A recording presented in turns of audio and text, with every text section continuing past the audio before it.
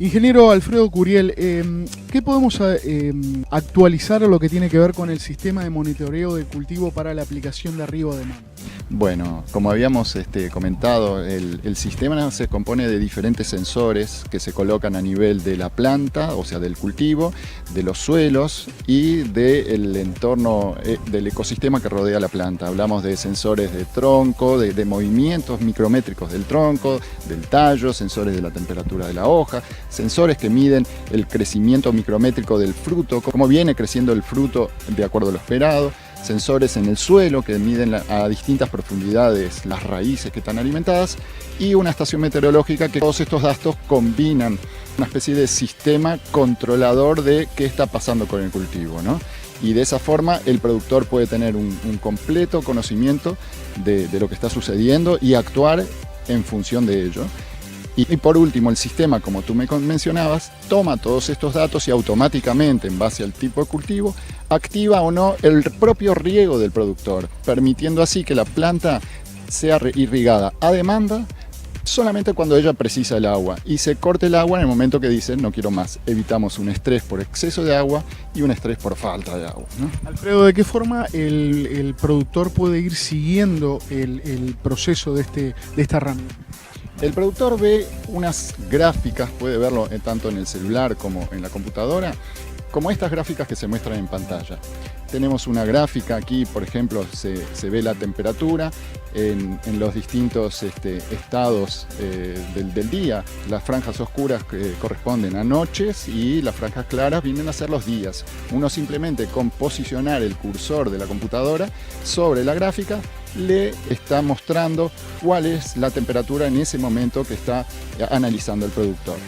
Luego tenemos una gráfica aquí que muestra la temperatura y le sumamos también la radiación solar. De ahí vemos que es como una especie de campana que en algunos lugares, porque hubo nubes, bajó la cantidad de radiación solar, pero también se ve el pronóstico, que eso es muy importante porque el sistema puede conectarse a estaciones como AccuWeather u otras y de allí toma la información de lo que va a hacer en los próximos días, que también permite tomar la correcta decisión de si luego aplicar o no el riego y en qué condiciones van a venir los siguientes días. En esta siguiente gráfica tenemos la temperatura, como mostrábamos, y también el crecimiento del diámetro de un maíz. Ahí vemos en rojo cómo va creciendo y cómo se comporta durante los días y las noches, ¿no? Luego tenemos una que es la misma gráfica, en la cual hicimos un zoom, o sea, simplemente seleccionamos menos días para ver un poco más en detalle la gráfica. Después, esta siguiente gráfica, por ejemplo, muestra el comportamiento del diámetro del tronco de un olivo, que los movimientos micrométricos vemos como durante la noche el tronco se expande y durante el día, cuando hay más intercambio fotosintético, el tronco se contrae. ¿Y por qué esos crecimientos repentinos?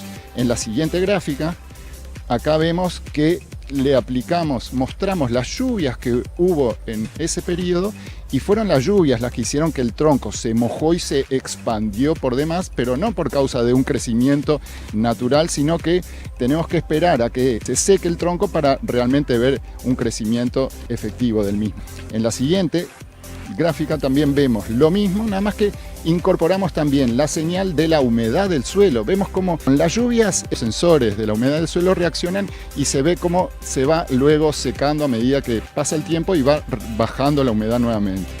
De la misma forma, en la siguiente gráfica vemos humedad del suelo a diferentes profundidades para otro tipo de riego. Esto es un riego por pivots, por ejemplo, y se ve claramente cómo en una profundidad más superficial se humedece mucho más rápidamente, pero también se seca más rápidamente por la evaporación. No así que la humedad está más profunda, se mantiene un poco más constante, pero también reacciona a los riegos.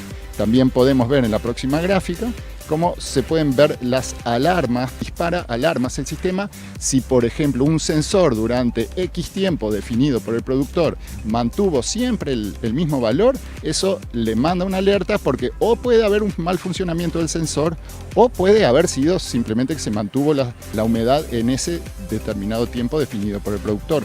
Y por último tenemos una gráfica que marca una advertencia, no es algo tan grave como una alarma, es una señal amarilla en vez de ser una señal roja, donde indica que fue, por ejemplo, una noche seca y que el coproductor puede tomar sus precauciones de acuerdo a lo que fue enviando el sistema.